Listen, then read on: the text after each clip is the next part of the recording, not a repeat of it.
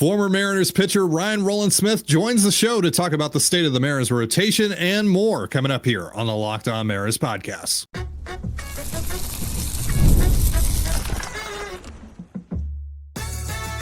You are Locked On Mariners, your daily Seattle Mariners podcast, part of the Locked On Podcast Network, your team every day. Ahoy, sailors. It is Tuesday, May 13th, 2025. This is Ty Gonzalez for the Locked On Mariners podcast, part of the Locked On Podcast Network, your team every day. This episode is brought to you by FanDuel. Right now, new customers can get $200 in bonus bets when your first $5 bet wins. And as always, if you want to hear from me and Colby even more and help support the show, you can check out our Patreon. All you have to do to check that out is click the link in the description of this episode. So there's obviously a lot of questions right now about what exactly is going on with Bryce Miller and the rest of the Mariners rotation. So to help us answer some of those questions is Rowland-Smith, who joins us now on the Locked On Mariners podcast. Making his first ever Locked On Mariners appearance is former Mariners pitcher, now Mariners broadcaster, MLB Network analyst, host of the Top Step podcast, and founder of NextGen Baseball, Rowland-Smith. Welcome, my friend. I appreciate it. What an intro. I love it. Thank you. And by the way, too, I will say I do listen to you guys, especially when I go to get caught up. If I've missed a couple games or I haven't worked a few games, I'll jump on and listen to you guys. I love the show. So thanks for having me. I really appreciate that. Glad we could finally get you on the show. So, let's just hop right into it. You're joining us in the midst of a 4-game losing streak for the Mariners. I know for fans, it's hard to see this after the 9-series win streak and, not think about moments last year like the 1-8 road trip and the blown 10-game lead.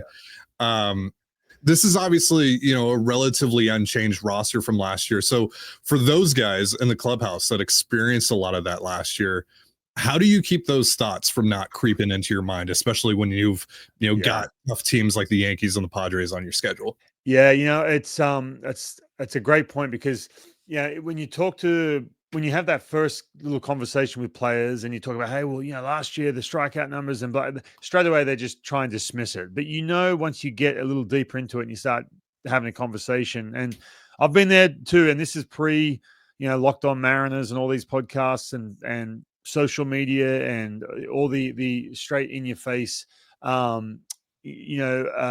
reaction that fans have. I mean, this is, like I said, pre-social media, and we still felt it where how people feel about it, and you still have that residual effect from the last year. So you get a little bit of that. I think you're coming off such a nice little streak, and it was not. It was really nice for us, and for all as fans and everyone around the team, because it was built on offense, and you start to sort of turn a blind eye to the pitching. And I did that too. And I think what kind of exposed in these last 4 games is some of the issues they have on the pitching side. And this team, I still say this all the time, if they are going to get to the playoffs in October, that foundation, and this goes for a lot of teams, but some teams don't need that. I mean, the Texas Rangers didn't need that a couple of years ago, but they're going to have 1 through 5 really elite pitching. And they just don't have that right now. So I think that these last 4 games kind of, regardless of the trying to turn the page on last year offense, this year all of a sudden it's like, hey, look, we're beating teams on with offense this year. We haven't. The pitching's okay; it's hanging in there, but they got to get healthy quick. And there's a few concerns there. Bryce Miller being a big concern, that's for sure. Well, I want to ask you about him. So, he just hasn't been the guy that we know and love this year. Just had statistically his worst start of the year on Sunday, and once again said that he was dealing with something there around the 3rd and 4th inning. He's already dealt with arm fatigue and back stiffness this year. But the Mariners seem to think he can pitch through it. I mean, they've historically been incredibly cautious with their pitchers. We get asked a lot about, what the Mariners are doing with him, why they may not be putting him on the IL. Maybe it's related to the fact that Logan Gilbert and George Kirby are already on the IL. But again, they've been so historically cautious with their pitchers that I don't think that they would just, run Bryce into the ground. I agree. Yeah. Just because, they don't have a ton of depth right now. But watching Bryce, it's hard to tell what exactly is going on. If he's pitching hurt or if he's just compensating for something, kind of feeling off, and maybe that's throwing his mechanics out of whack, and as a result, he's lost some confidence. I don't know, but I'm curious what you think is going on with him and what you would do with him at this point. Yeah, I think, man, and I thought about this a little bit this morning, especially after last night, because getting to a situation where George Kirby's coming back and someone has to leave the rotation. And I was thinking, okay, Logan Evans, Emerson Hancock, which one of these guys? They're both battling that spot. But then I was thinking this morning, hang on a minute, like you still got Bryce Miller on that list.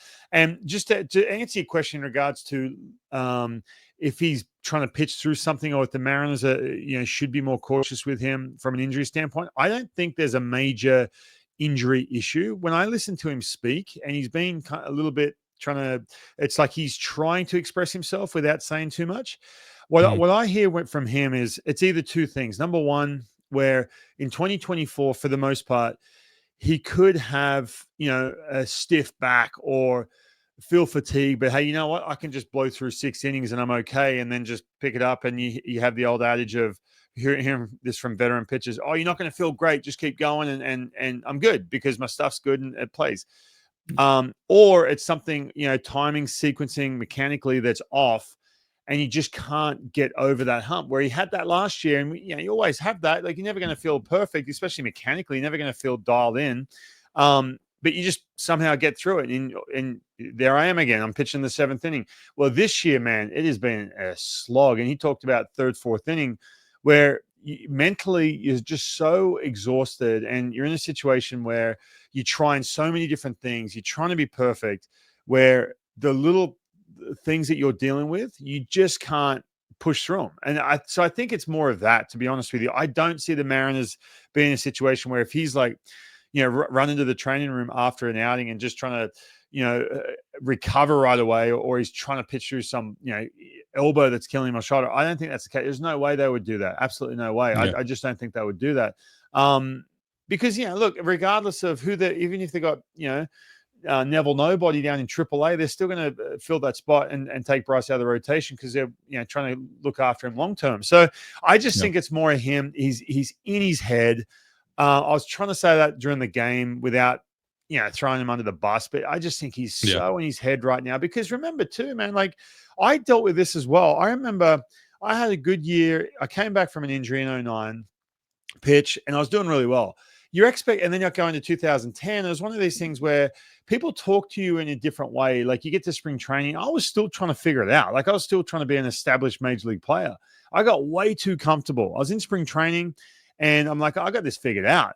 And then I go into the season, I'm like, I want to get 200 innings. I got all these lofty goals, and the expectations of me had changed drastically. Like the team's kind of leaning on me to pitch well in that rotation in order for them to have success. And so I think with Bryce, he's kind of coming to this situation where it's like, oh man, hey, look, I'm approaching arbitration. I had a really good breakout year last year, and now I'm a dude. All of it. And he was a dude last year, don't get me wrong, but now I'm a dude, part of this elite rotation. And then all of a sudden he gets, hit, that fastball gets hit, his velocity's down a little bit, or that curveball he keeps trying to throw with 2 strikes, he just can't land that pitch. And lo and behold, here he is. You can't get through 5 innings. And now his wheels are starting to spin. So I think it's more of that, to be honest with you. I think he's really in his head right now, just trying to navigate his way, through this, where he just doesn't feel right. He's doubting himself, second guessing himself when he's in good counts. And they're going to make a decision. I'll be honest with you. For me in 2010, go look it up. I mean, it derailed my career. And looking back at that, not saying, hey, like, give me a breather, but I just kept going out every 5th day and pitching. I was like, you guys need to put me on a fan and IL or DFA me or something, because this is not going well. Not saying they need to do that with Bryce, but they've got to figure out something quick and get him right, because he can be, look, he's miles ahead of me talent-wise. Don't get me wrong.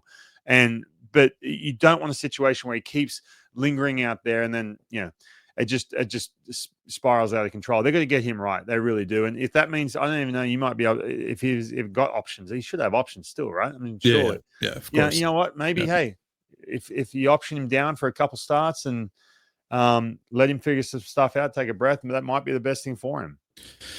Yeah, for us on the outside, we just kind of work with the information that we have. So at first, you just hear about the arm fatigue, and it's like, okay, maybe it's something similar to what Brian Wu was going through last year. He just kind of has to pitch through it, and hopefully it doesn't worsen.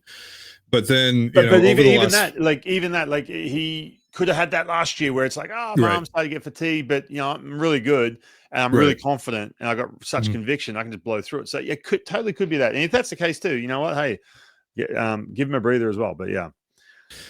So but over the last few starts, the more that I've watched him, I'm like, okay, he's not in a good headspace right now. And so yesterday, we do our mailbag episode, and Colby and I got asked about just what do you do with him. And for me, I think you need to give him some sort of mental, maybe physical reset here. You have the off day coming up after the game tomorrow against the Yankees. Maybe you skip his start at the very least. Yeah. Do something like that. Yeah. Again, I'm with that. It wouldn't be the worst thing. Remember, it's still only May too. Like as much as if you're Bryce Miller, you don't want that, man. You feel like an absolute failure. You really do. Like in those, I'm not saying he is, but that's kind of how you feel. No one else thinks you are.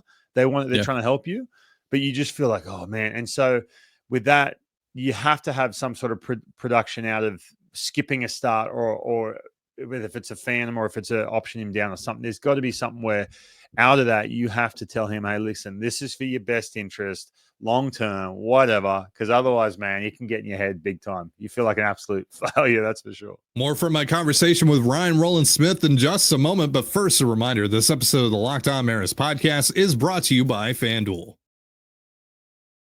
The NBA playoffs are in full swing, and every night delivers highlight-worthy performances, major momentum shifts, and can't-miss moments. Whether it's a game-winning shot or a breakout player, there's never been a better time to get in on the action.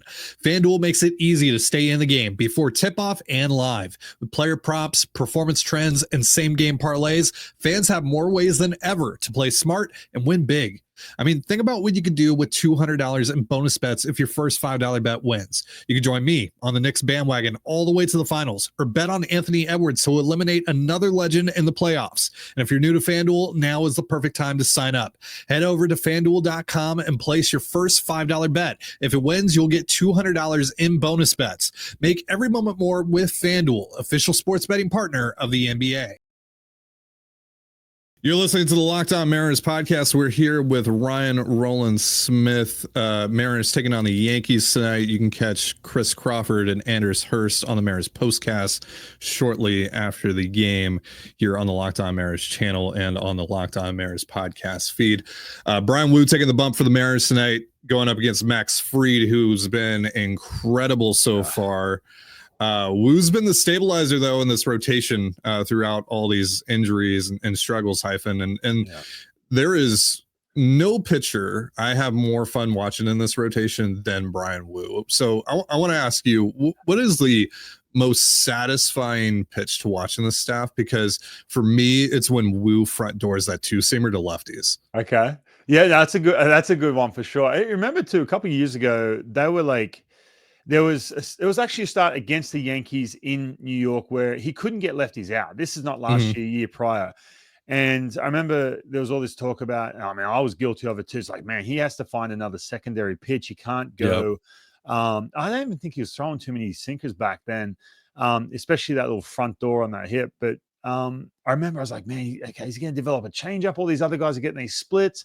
And he was very stubborn about it, which, again, to his credit, man, he's so stubborn, even when he pitches in the strike zone.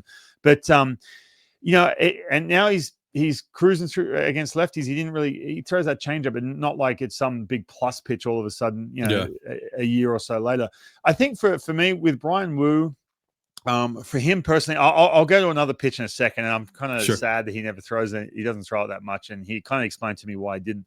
But I think for him, when he look, the matchup against the Yankees, they punish fastballs and they can get to pitches up in the top of the strike zone. It's going to be an interesting matchup to see if Brian Wu stays stubborn with that.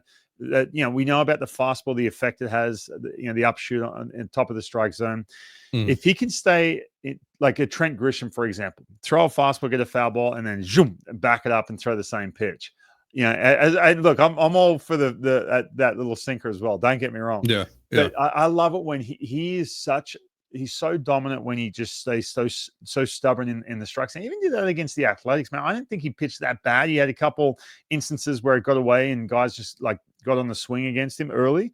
But I just think that I just love that when he just stays in the same spot. It's like, here it is, hit it. That's awesome. But the pitch in this rotation, and I've asked him about why he kind of stopped throwing it. But Luis Castillo and his changeup. Remember when he came over to the Mariners? That's all we talked about was like, he had that really good changeup. Colby and I talk about it all the time. Yeah. Oh yeah. All the time. And he talked about he learned it from Pedro, helped him out with him and all this.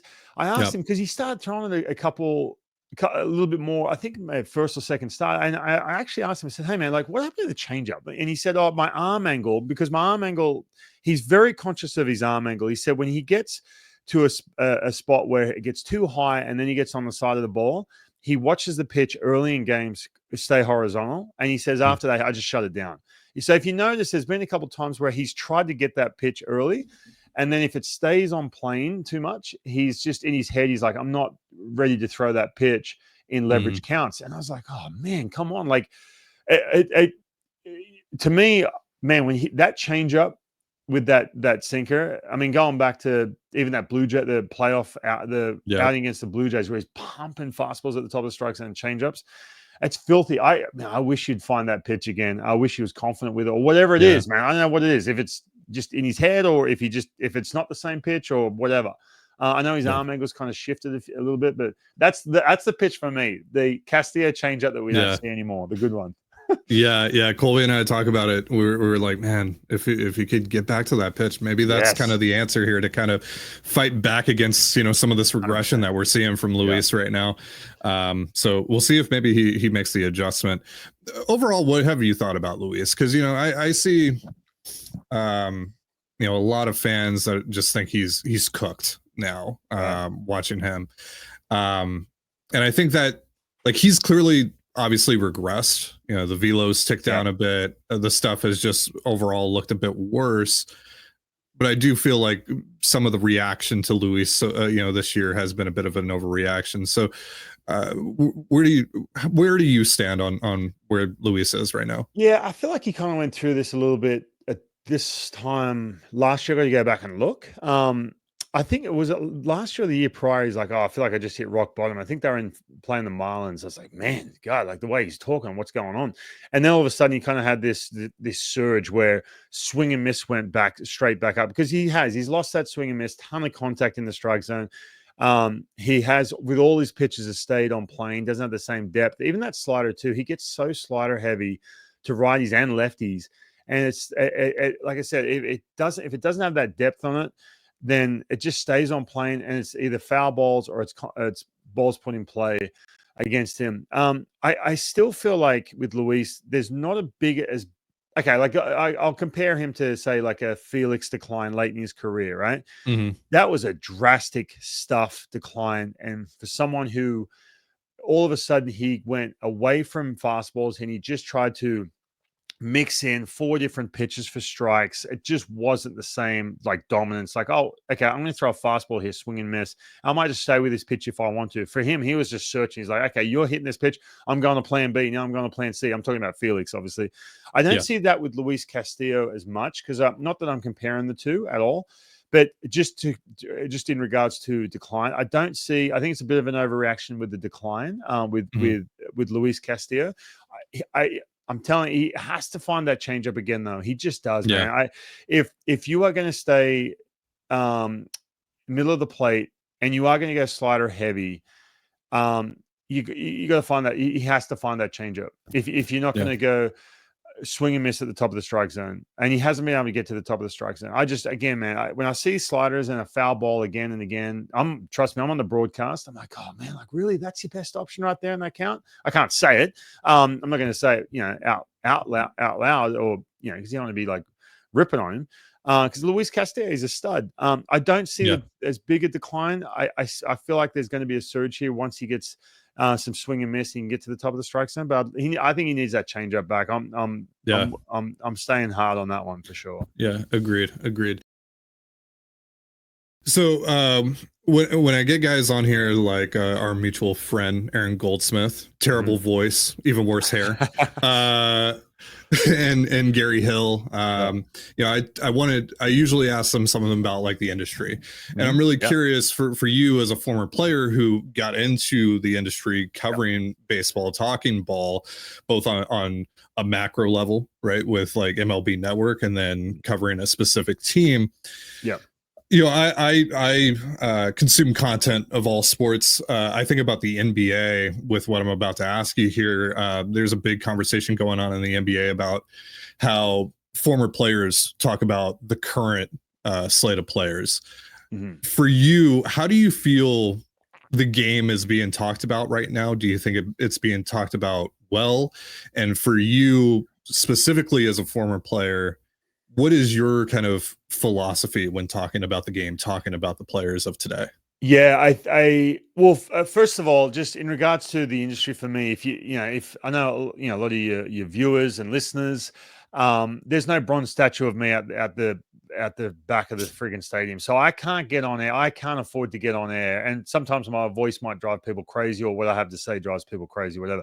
I can't afford to get on air and just start saying, oh yeah, back when I played, I like to do that because you like to be relatable to the player, of course. But you have to up your game. Like I had to bug people to get a chance to talk baseball.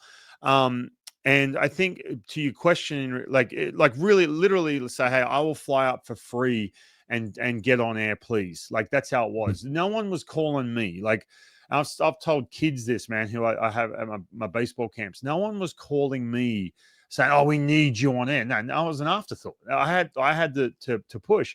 And now that you really have to up your game too, because you can't get on and just think you're speaking the gospel, because you know what? You've got Locked On Mariners, you've got someone else on social media, you've got this other group talking about this and that. Everyone's so knowledgeable, and everyone has access. People have access to players more so now, and understand players more so now who didn't play. And also too, like you got it's for free for Baseball Savant or all these services out there where you can really dive into players. So and players are more transparent now too. So you have to up your game. So like in regards to like me talking about the current player, I have to learn and speak the language of how these guys speak. Like Pete Woodworth, I lean on him heavily because he's overseeing 5 starting pitchers and the bullpen and guys who are in their mid-20s, late 20s. So I have to speak that language. Otherwise, because again, I can't afford me. Ken Griffey Jr., he can, right? Because he's Griffey and people just want to hear him speak. And because he's amazing. He had an amazing, fascinating career. I want to hear what he has to say too. But I think that if you look at it too much as if to say, oh, well, the game now is blah, blah. The game's changed. Everyone's super athletic, and there's so much information out there that you have to keep up with it. That's why I go to Driveline in the winter just to learn. I just go there to learn, and I watch. And like a couple of years ago when Matt Brash was throwing bullpens, I was down there. I'm like, I need to drive 45 minutes down there to watch, because I need to keep up with what's going on. Otherwise, if I don't, like personally, I can't afford to get on and call a game, because I had a subpar career. So that's really, really important. And again, I can't speak for someone who had a 20-year Hall of Fame career, because it's different for them. They're in a different place, the way they talk. And that's why, and again, that the landscape's changed so much too, as I mean, look at independent media like yourself, like, with Locked On and these other ones. There's so much good stuff out there now that the competition is so high that you have to be on your game. That's for sure. So I'm big on, you really have to keep up and speak the language and roll with the tide of what the players are doing these days, whether you like it or not. Whether you think it's good or bad. Like someone said, oh, no one pitches inside. If Aaron Judge was doing this, I'd throw up and in. Well, that's great, but that's not the game right now. So I'm not going to sit here and go, oh, you need to throw them up and in. Back in my day, no one wants to hear that. Like, that's not how the game's played right now. That might be good. Who knows? But there could be it may not be a good tactic. You know what I mean? So, yeah. Right. Yeah. What, and I'm sure you've talked about this, but what made you want to get into this after your playing career? What, and really specifically, like, commit to it fully as well, not just like, I'm gonna do some appearances on MLB Network or on the Mariners broadcast, whatever. Like I'm gonna be fully a member of the broadcast. I'm going to do MLB Network. I'm going to host a podcast. Like I'm just going to go fully into this. What made you want to do that? Because I kind of treat it the same as my playing career. So and not to sit here and open the yearbook up again, but when I signed for 30 grand, came over, was not throwing hard, and I looked around, I was like, man, if I am not going to survive here, there is no way I'm going to, and I don't want to be this dude. Like a lot of these Australians were coming over 2 years of pro ball and then they're right back there. Oh, they didn't have a visa for me. I'm like, I don't want to be one of those dudes, right? So so I treat it the same as my playing career, where I cannot rock up and think that I'm just going to get on air, put the headset on, talk, and someone's going to go, wow, that was amazing. I have to say, okay, how can I just maximize this chance? And you know what? It could be gone in a year. And I treat that the same as when I was in my playing days. MLB Network may not call me back for next year, so I'm just going to go all in. And I said this earlier. And anyone who wants to get into this industry, right? Same as you guys. You guys grind it out. It's not like you just jump on and talk a bunch of sports and see you later or whatever. No. You got to work your ass off. You do. Yeah. And so I say this all the time. I had to fly up for free. CJ Nikowski's with the Braves now. I said, dude, you got to go do stuff for free, and you have to do everything. You have to be a Swiss Army knife, do radio, do TV, all that stuff. So with all that being said, and I try and tell people that I get so many calls, man, from people like, oh, how'd you get that job? Because I had a better career than you. Well, because I'm willing to fly 5 hours to New Jersey for 3 days and get up at 6 a.m. and jump on a show for 20 minutes and then do another show at night. Like, I'm willing to do that. I'm willing to bug the crap out of the boss over there to put me on. If you're not willing to do that, then it's not going to work out. And I, again, treat it like a baseball career, man. Like, I love this game so much, and I love talking about it. I love, jumping on shows like this, and I love jumping on the game as the game's going on. And I never take anything for granted. Like, I'm super grateful. I'm very, very friggin' lucky. And so I never want to take that for granted. So I just try and do as much as I possibly can until someone says, dude, like, we got someone else, because that's what happens. You get replaced. So I'm just trying to cram it all in as much as I can. If MLB Network's willing to take me on, and again, I had to bug them to get a gig over there too. I had to hustle that. If they're willing to put me on, and I do a good job, and I feel like I'm auditioning every single time I get on air, same as when I do a match. So I just never take it for granted. And so that's, again, I'm not trying to give life advice here to anyone, but I talk to teenagers all the time, and they just sit back and wait for someone to call them to make it get on a team. It doesn't work that way. So yeah.